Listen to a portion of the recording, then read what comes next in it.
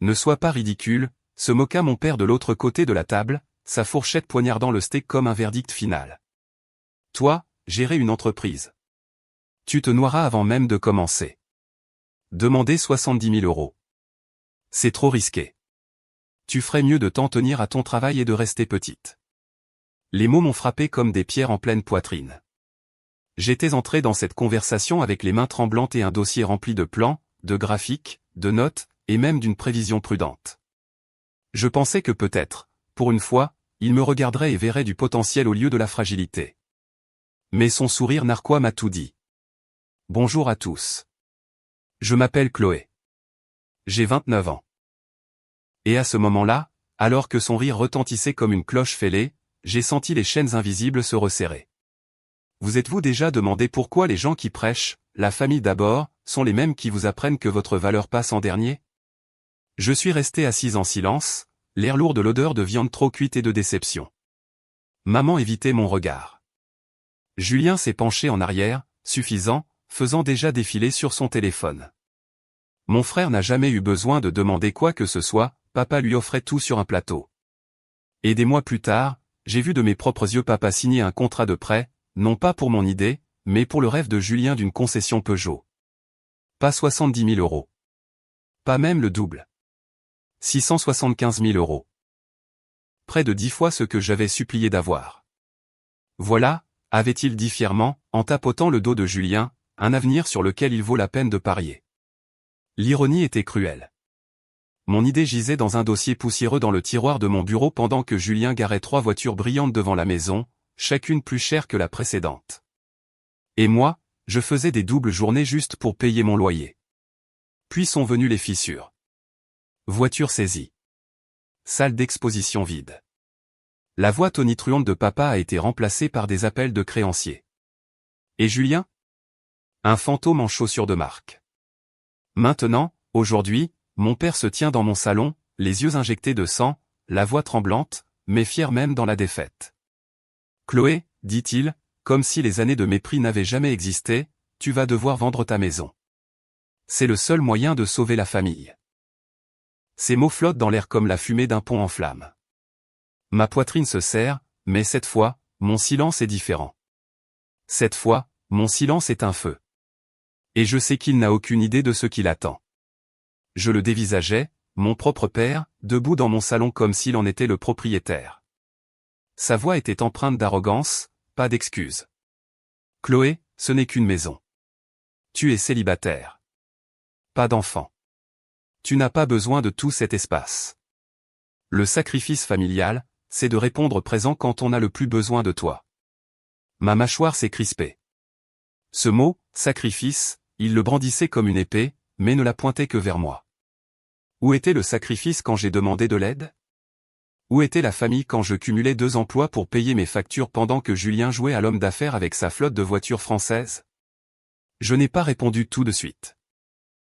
Le silence s'est étiré, seulement comblé par le tic-tac de l'horloge sur mon mur. Mon père a bougé, mal à l'aise, comme si mon refus d'acquiescer immédiatement était un acte de trahison. Chloé, a-t-il insisté, ne rend pas les choses plus difficiles qu'elles ne le sont. La concession de Julien a juste besoin d'un peu d'air. Un peu d'air? J'ai failli rire. Il m'avait privé d'oxygène il y a des années. À l'intérieur, mon esprit rejouait les nuits où je dessinais des logos, les matins où je me réveillais avant l'aube pour tracer des chaînes d'approvisionnement. Mon plan d'affaires en ligne, rejeté comme étant puéril et irréaliste, brillait encore comme une braise. Et maintenant, le même homme qui m'avait ri au nez osait me demander de réduire en cendres la seule stabilité que j'avais construite juste pour soutenir les cendres de Julien. Finalement, j'ai parlé. Papa, quand je t'ai demandé 70 000 €, tu as dit que c'était trop risqué. Tu as ri. Tu m'as traité de naïve. Mais Julien, il a eu 675 000 € sans que tu signes. Et maintenant, tu veux ma maison pour payer ses erreurs. Il a tressailli, son visage se crispant. Mais au lieu de la honte, sa fierté a gonflé. Julien est ton frère. On ne s'abandonne pas les uns les autres. Je me suis approché, la voix basse, chaque mot acéré. C'est drôle. Tu m'as abandonné au moment où j'ai osé rêver. La pièce est tombée dans le silence, mais quelque chose a changé en moi. Pour la première fois, je ne mendiais pas l'approbation. Je préparais le terrain, et je savais que le rideau ne faisait que commencer à se lever. Son visage s'est durci, ce mur de pierre familier qu'il arborait chaque fois qu'il réalisait que je ne pliais pas. Tu ramènes toujours tout à toi, Chloé, a-t-il lancé. Il ne s'agit pas du passé. Il s'agit de survie. Tu as vécu dans cette maison comme une reine pendant que ton frère se bat pour reconstruire. Ne penses-tu pas qu'il est temps que tu donnes quelque chose en retour? L'hypocrisie m'a presque coupé le souffle. Une reine. J'avais lutté pour chaque parcelle de stabilité, économisé pendant des années, sauté les vacances et dit non au dîner au restaurant pendant que les combats de Julien étaient des soirées au champagne déguisées en événements de réseautage. J'ai senti la chaleur monter dans ma poitrine, mais j'ai gardé une voix égale. Donner quelque chose en retour? On ne m'a jamais rien donné. Papa, tu as investi dans le fantasme de Julien et tu m'as laissé me construire à partir de rien. Ne réécris pas l'histoire maintenant que le fantasme s'est effondré. Ses yeux ont lancé des éclairs. Mais derrière la colère, j'ai perçu autre chose. La peur. Pas pour moi, pas pour la famille. La peur pour sa réputation. L'homme qui se vantait de la concession de Julien à chaque barbecue, à chaque fête, risquait maintenant de passer pour un idiot. Et il voulait que je paie pour sa fierté. Il a réessayé, plus doucement cette fois. Chloé. Chérie, nous nous noyons. La banque va tout prendre. Si seulement tu vends cet endroit, ça nous achètera du temps. Nous pouvons arranger ça ensemble. Ensemble. Ce mot m'a piqué. Ce n'était jamais, ensemble, quand je suppliais qu'on croie en moi. Ce n'était jamais, ensemble, quand les voitures de Julien brillaient dehors alors que le voyant moteur de ma voiture clignotait comme un avertissement. J'ai secoué lentement la tête. Non, papa. Pas cette fois. Pendant un instant, il a semblé sur le point de s'effondrer. Mais ensuite, sa mâchoire s'est contractée et sa voix s'est faite plus basse. Tu le regretteras. Quand Julien sera de nouveau sur pied et que tu seras toujours accroché à ton petit boulot, tu regretteras de nous avoir tourné le dos. Je me suis redressé, les mains fermes. Il ne le voyait pas encore, mais le sol se fissurait déjà sous ses pieds. La porte a claqué derrière lui, laissant l'écho de sa menace vibrer à travers les murs. Mon salon semblait plus froid, plus hostile, comme si l'air lui-même portait un jugement. Je me suis assise sur le bord du canapé, fixant le dossier que je l'avais autrefois supplié d'ouvrir, celui qui était toujours niché dans le tiroir de mon bureau, rempli des plans qu'il qualifiait de puérils. Cette nuit-là, je n'ai pas pu dormir. Ces mots tournaient en boucle comme un disque rayé, tu le regretteras. Tu le regretteras. Mais plus je les entendais, plus ma résolution se renforçait. Le regret n'était plus à moi de le porter. Au matin, les nouvelles ont commencé à filtrer. La concession de Julien avait fermé ses portes pour de bon. Employés non payés, voiture saisie, une dette qui s'enroulait comme un tourbillon. Et puis les chuchotements, les rumeurs qui se propageaient en ville sur l'imprudence avec laquelle le fils, à succès, avait géré son empire. Je suis allé à mon bureau, j'ai sorti le vieux dossier et je l'ai ouvert avec des mains tremblantes. L'encre était passée, les chiffres dépassés, mais le rêve palpitait encore. Mon plan d'affaires en ligne n'avait pas été une erreur. Il avait simplement été enterré, et je n'allais pas m'enterrer avec lui. Pendant des semaines, tandis que mon père et Julien s'agitaient, j'ai mis toute mon énergie à faire revivre ce plan. J'ai travaillé la nuit, supprimé toutes les dépenses inutiles et appris par moi-même les outils pour lesquels j'avais autrefois pensé avoir besoin de financement. La lueur de l'ordinateur portable est devenue ma bougie. Les battements de mon cœur sont devenus l'horloge. Pendant ce temps, papa laissait des messages vocaux suintant le désespoir, chacun plus en colère que le précédent. Tu es égoïste, Chloé. La vie de ton frère s'effondre pendant que tu te caches derrière tes petits projets. Sa voix s'est brisée vers la fin, et j'ai presque ressenti une pointe de pitié. Presque. Car ce qu'il ne savait pas, ce qu'aucun d'eux ne savait, c'est que le projet n'était plus petit. Il grandissait. Les commandes commençaient à arriver, lentement au début, puis plus rapidement, comme la pluie avant un orage. Et alors que je regardais les chiffres sur mon écran grimper, une vérité s'est ancrée dans mes os, ils avaient ri quand j'avais demandé 70 000 €. Mais bientôt, ils verraient ce que j'avais construit sans un seul de leurs euros. La première fois que j'ai vu 10 000 € sur mon compte professionnel, je suis resté à fixer l'écran, incrédule. Mes mains tremblaient. Pas de peur cette fois, mais de possibilité. Ce n'était pas que des chiffres. C'était une validation. La preuve que je n'avais pas été naïve, que ma vision n'avait pas été insensée. La preuve que j'avais eu raison depuis le début. Les jours se sont fondus dans les nuits à mesure que les commandes se multipliaient. La maison que papa voulait que je vende est devenue un entrepôt d'ambition. Des boîtes empilées dans les coins, des pense-bêtes collées sur le réfrigérateur. Ma table de salle à manger s'est transformée en station d'expédition. Le sommeil était rare, mais l'adrénaline me maintenait en vie. Pendant ce temps, les appels de papa sont devenus plus sombres.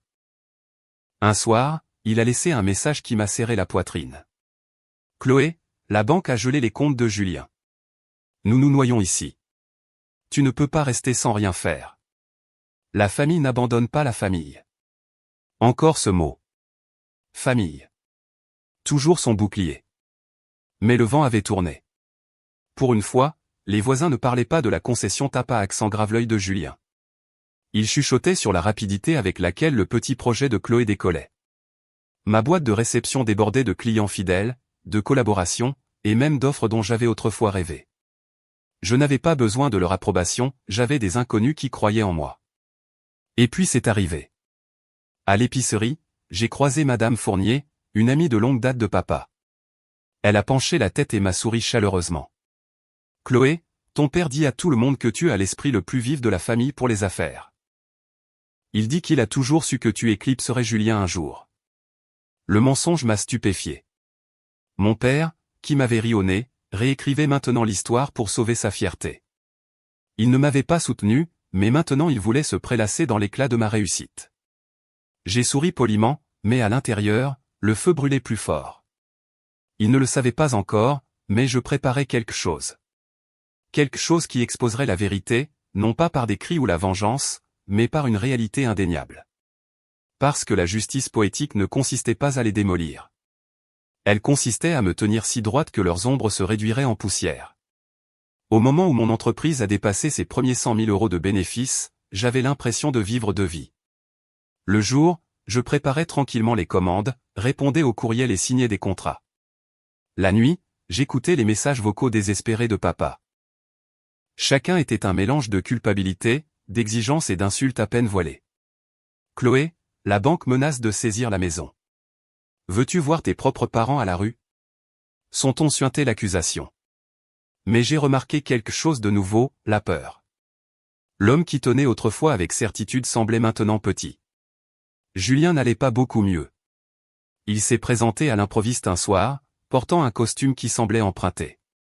Son arrogance était atténuée mais pas disparue. « Tu as de l'argent maintenant » dit-il sèchement, en regardant les boîtes dans mon couloir. « Papa dit que tu devrais prendre tes responsabilités. 100 000 €, ce n'est pas grand-chose pour toi, mais ça pourrait tout sauver pour nous. » J'ai ri, non par cruauté, mais par incrédulité. « Tu penses que ça a été facile ? Chaque euro ici est à moi. Gagné, pas donné dans un contrat de prêt signé avec la foi aveugle de papa. » La mâchoire de Julien s'est contractée. « Nous sommes une famille, Chloé. Ne l'oublie pas, je me suis penché plus près, la voix assurée. Je n'ai jamais oublié. C'est toi qui as oublié. Quand tu avais des voitures alignées comme des trophées, tu as oublié.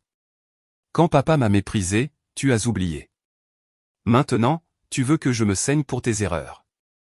Non. » Il est parti en colère, en claquant la porte. Mais je n'ai pas été ébranlé. Parce que pour la première fois, ce n'était pas moi qui étais sur un terrain instable.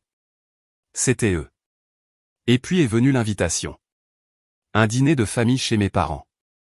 Formulé avec soin comme une chance de discuter. Je savais ce que c'était vraiment, une dernière tentative pour me coincer. J'ai quand même accepté. Pas pour plier, pas pour me rendre, mais pour laisser la vérité respirer dans la même pièce où l'on m'avait autrefois fait taire. La scène était prête, et j'étais prête. Au moment où je suis entré dans la salle à manger de mes parents, le déjà-vu m'a frappé comme une tempête. La même table où papa avait ri de ma demande de 70 000 € était maintenant dressée avec du vin bon marché et des sourires forcés. Julien était assis, raide, dans un coin, les yeux vides, sa fierté ébréchée. Maman s'affairait avec les assiettes, son silence aussi lourd que d'habitude. Papa s'est levé, sa voix préparée. « Chloé, nous avons fait des erreurs, mais nous sommes toujours une famille. Nous avons besoin d'unité plus que jamais. Ses yeux se sont fixés sur moi, suppliant mais pleins d'attente, comme si mon succès était sa dernière bouée de sauvetage. Je me suis assise lentement, sentant chaque battement de mon cœur résonner dans la pièce. L'unité, ai-je répété. Quand j'ai supplié pour avoir une chance, on s'est moqué de moi. Quand Julien a joué avec près de 700 000 €, il a été applaudi. Et maintenant vous voulez l'unité parce que vous êtes en train de perdre? Julien a frappé du poing sur la table. Il ne s'agit pas du passé, Chloé. Il s'agit de sauver ce qui reste. Je me suis tournée vers lui, calme mais incisive.